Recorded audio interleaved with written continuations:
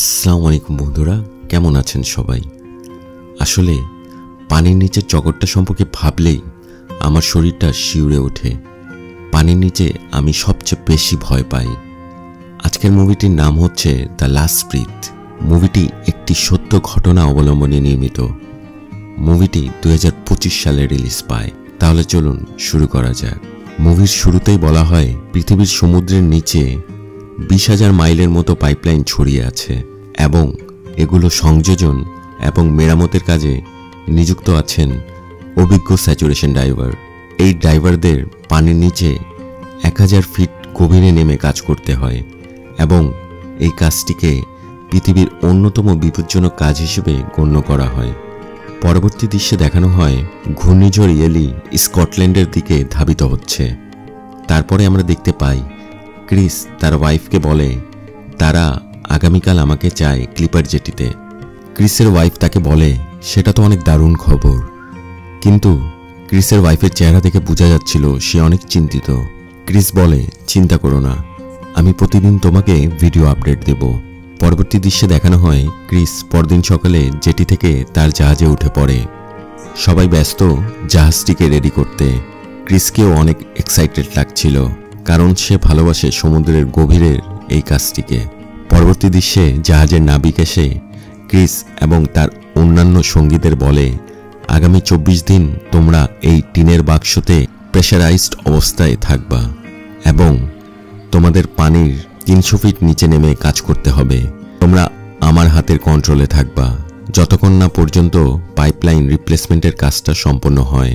কাজ শেষে তোমাদের আবার 4 দিন ডিকম্প্রেশনে থাকতে হবে। তারপর তোমাদের হাত যা চায় তোমরা সেটাই করতে পারবা।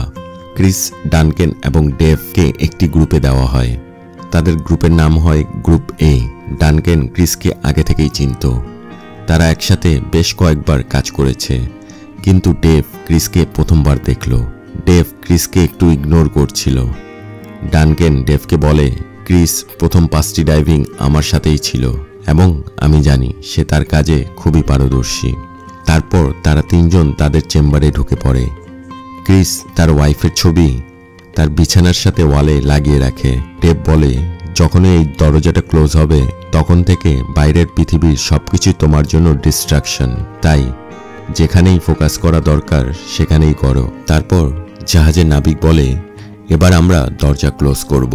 চেম্বারগুলোকে কম্প্রেস করা হয় এবং জাহাজ ছুটে চলে সমুদ্রের গভীরে তার গন্তব্যে পৌঁছানোর পর জাহাজের নাবিক সবার সাথে কথা বলে। সে বলে আমরা আমাদের গন্তব্যে পৌঁছে গেছি, তোমরা কিছুক্ষণ রেস্ট নাও, তারপর তোমাদের কাজে যেতে হবে। সেখানে সবকিছু অনেক ভয়ঙ্কর কালো এবং তীব্র ঠান্ডা। সে আরও বলে তোমাদের চেম্বার থেকে বের হওয়ার আগে অবশ্যই ডিকম্প্রেশন করে নিতে হবে, তা না হলে তোমাদের শরীরের ভাইটাল অর্গানগুলো এক্সপ্লোড হতে পারে। তারপর ডানকেন, ক্রিস এবং ডেভ একসাথে খাবার খায়। ডানকেন তাদের বলে আমার 20 বছরের চাকরি সম্পন্ন হয়েছে এবং কোম্পানি ভাবছে এবার আমার রিটায়ারমেন্টে যাওয়া উচিত এবং এটাই হচ্ছে আমার শেষ যাত্রা। ক্রিস তার ওয়াইফের সাথে ভিডিও কলে কথা বলে। তারপর সবাই শুয়ে পড়ে। এদিকে জাহাজটি ঘূর্ণিঝড়ের কবলে পড়ে। তারপর তারা জাহাজটিকে সেখানে অ্যানকর করে। তারপর জাহাজের নাবিক ডানকেনের গ্রুপকে রেডি হতে বলে ডাইভিংয়ের জন্য। ডেভ ক্রিসকে বলে তুমি আমাকে ফলো করবা। ডানকেন ক্রিস এবং ডেভকে রেডি করে ডাইভিংয়ের জন্য। তারপর তারা চেম্বার থেকে বের হয়ে সমুদ্রের গভীরে যায়। ডানকেন গরম পানি ডাইভারদের স্যুটে ভরে দেয় যাতে তাদের শরীরটা নর্মাল টেম্পারেচারে থাকে। একে একে করে প্রথমে ডেভ এবং তারপর ক্রিস পানিতে নামে। তারা 2 জন সমুদ্রের তলদেশে হেঁটে হেঁটে তাদের স্টেশনের ম্যানিফোল্ডের কাছে যায়। ডেভ পাওয়ার কানেকশন দেওয়া মাত্রই সবগুলো লাইট জ্বলে ওঠে। তারা পাইপলাইন কানেকশনের কাজ শুরু করে। পরবর্তী দৃশ্যে দেখানো হয় কন্ট্রোল স্টেশনে অ্যালার্ম বেজে ওঠে। জাহাজটি সমুদ্রের ঢেউয়ে নড়াচড়া করতে শুরু করে। এদিকে ক্রিস ম্যানিফিল্ডের মাঝামাঝি কাজ করছিল। ডেভ বুঝতে পারে জাহাজটি নড়াচড়া করছে, তাই সে ক্রিসকে বলে তাড়াতাড়ি ম্যানিফিল্ড থেকে বের হয়ে আসো। এদিকে কন্ট্রোল রুমের সবাই অনেক আতঙ্কিত হয়ে পড়ে। নাবিক ডানকেনকে বলে কাজটি এখনই বন্ধ করো। ক্রিস এবং ডেভ একসাথে ম্যানিফোল্ডের উপরে উঠে পড়ে। ডেভ ঠিকভাবে পৌঁছে গেলেও ক্রিসের কেবলটা ম্যানিফোল্ডে আটকে যায় এবং তার অক্সিজেন সাপ্লাই বন্ধ হয়ে যায়। ক্রিস নিঃশ্বাস নিতে পারছিল না। ডেভ ক্রিসকে শান্ত হতে বলে এবং তার সেকেন্ডারি অক্সিজেন সাপ্লাইয়ের সুইচটা অন করতে বলে। এটা দিয়ে ক্রিস মাত্র 10 মিনিট নিঃশ্বাস নিতে পারবে। ক্রিস ডেভকে জিজ্ঞেস করে এখন কি হবে। ডেভ বলে তোমার কেবল ছিঁড়ে যাবে এবং তুমি পানির গভীরে পড়ে যাবা, কিন্তু তুমি হাল ছেড়ো না। আমি আবার আসবো তোমাকে উদ্ধার করতে। তোমার শুধু ম্যানিফোল্ডের উপরে উঠে আসতে হবে। তারপর ক্রিসের কেবলটা ছিঁড়ে যায় এবং সে পানিতে তলিয়ে যায়। তারপর ডানকেন কেবলগুলো উপরে তুলতে থাকে। ডানকেন দেখে ক্রিস তো নেই, কিন্তু আছে শুধু ছিঁড়ে যাওয়া কেবলটা। ডানকেন কান্নায় ভেঙে পড়ে। তারপর ডানকেন ক্রিসের অক্সিজেন সাপ্লাই বন্ধ করে দেয়। ডেভ কিছুক্ষণ পরে বেজে উঠে আসে এবং ডানকেনকে বলে ক্রিস ইজ গন। এদিকে জাহাজটি স্রোতের কারণে আরো দূরে ভেসে যেতে থাকে এবং ক্যাপ্টেন বলে আমরা এই সময় জাহাজটিকে অ্যাঙ্কর করতে পারবো না। ক্রিসের ব্যাকআপ অক্সিজেন আর মাত্র 8 মিনিট অবশিষ্ট আছে। ক্রিস আলো জ্বালিয়ে ডানকেন এবং ডেভকে ডাকতে থাকে। ক্রিস বলে আমি জানি না আমি কোথায়। তারপর ক্রিস ম্যানিফোল্ডটাকে খুঁজতে থাকে। জাহাজটি ভাসতে ভাসতে ক্রিসের লোকেশন থেকে 630 ফিট দূরে চলে যায় এবং দূরত্ব আরও বাড়তে থাকে। এদিকে ক্রিস ম্যানিফোল্ডটাকে খুঁজে পায় এবং সেটার উপরে উঠতে সক্ষম হয়। ক্রিস আলো জ্বালিয়ে তার ওয়াইফের কথা মনে করতে থাকে। তারপর ক্রিস একটি লক দিয়ে নিজেকে ম্যানিফোল্ডের সাথে আটকিয়ে রাখে যাতে সে স্রোতে ভেসে না যায়। ক্রিসের ব্যাকআপ অক্সিজেন শেষ হতে থাকে এবং সে আস্তে আস্তে অজ্ঞান হয়ে যায়। এদিকে সবাই জাহাজটিকে আবার ম্যানিফোল্ডের কাছে নিয়ে যাওয়ার চেষ্টা চালিয়ে যায়। জাহাজ থেকে একটি আরওভি অথবা রিমোট দিয়ে কন্ট্রোল করা যায় এমন একটি রোবট ম্যানিফোল্ডের কাছে পাঠানো হয়। সেই যন্ত্রটিতে ক্যামেরা এবং লাইট লাগানো ছিল। তারা ম্যানিফোল্ডের চারপাশে ক্রিসকে খুঁজতে থাকে, কিন্তু তারা ক্রিসকে সেখানে খুঁজে পায় না। তারপর যখন তারা ম্যানিফোল্ডের উপরে যন্ত্রটিকে পাঠায় তখন তারা দেখে ক্রিসকে ম্যানিফোল্ডের উপরে শুয়ে থাকতে। তারা দেখে ক্রিসের হাত এখনো নড়ছে এবং সে বেঁচে আছে। তারা সেই আরওভি যন্ত্রটি দ্বারা ক্রিসকে উপরে তুলতে চায়, কিন্তু যেহেতু ক্রিস নিজেকে ম্যানিফোল্ডের সাথে লক করে রেখেছিল তাই তারা সেটা করতে পারে না। ডানকেন ডেভকে ক্রিস এবং ডানকেনের প্রথম ডাইভিংয়ের গল্প শেয়ার করে।